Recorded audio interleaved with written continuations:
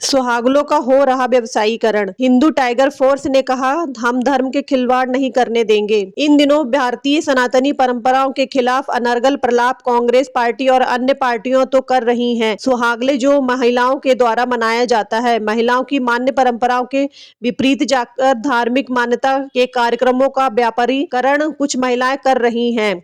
Hindu tiger force ने कहा कि हम धर्म के साथ खिलवाड़ नहीं करने देंगे, इसका हर कीमत पर विरोध करेंगे। कलेक्टर को ज्ञापन देने के बाद साध्वी आत्मनिष्ठा ने पत्रकारों को बताया कि अन्य कार्यों का व्यापारीकरण हो हमें आपत्ति नहीं है, लेकिन सुहागले जो कि हिंदू धर्म में विशेष महत्व रखता है, इसका किसी भी कीमत पर व्यापारीकरण नहीं किया जा सकता। हम इसका विरोध करते हैं। होटलों, पार्कों और अन्य स्थानों पर किसी तरह के आयोजन मान्य परंपराओं के विपरीत होने वाले धार्मिक आयोजनों पर रोक लगानी चाहिए। वहीं प्रीति त्रिपाठी ने कहा कि महिलाएं अपने सुहाग की लंबी उम्र के लिए यह पूजा पाठ करती हैं, यह इवेंट का हिस्सा तो नहीं हो सकता।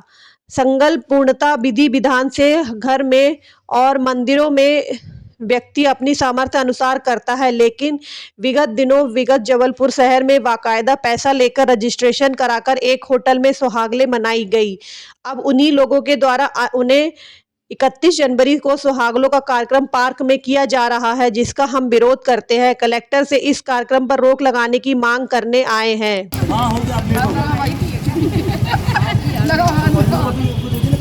सामने देखिए।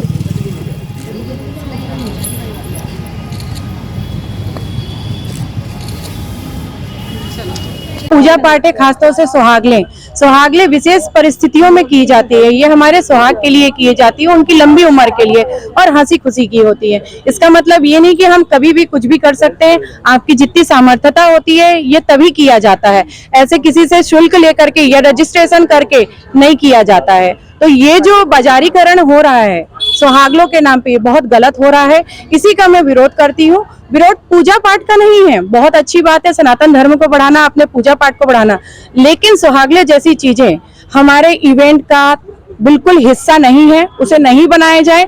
जो जिस तरीके से पुरातन समय से हमारी दादी नानी या हम लोग करते आ रहे हैं उसी प्रकार से करना चाहिए। आप में क्षमता है, 20 लोगों का करो, 10 लोगों का करो, 11 लोगों का करो, लेकिन इस प्रकार से शुल्क लेकर के रजिस्ट्रेशन करके और करना मंदिर में या होटलों में, मंदिर में तो फिर भी ठीक है, होटलों में करना, गार्डन में करना बहुत ही गलत चीज है। मैं इसका बिल्कुल विरोध कर रही हूँ और करूंगी ही।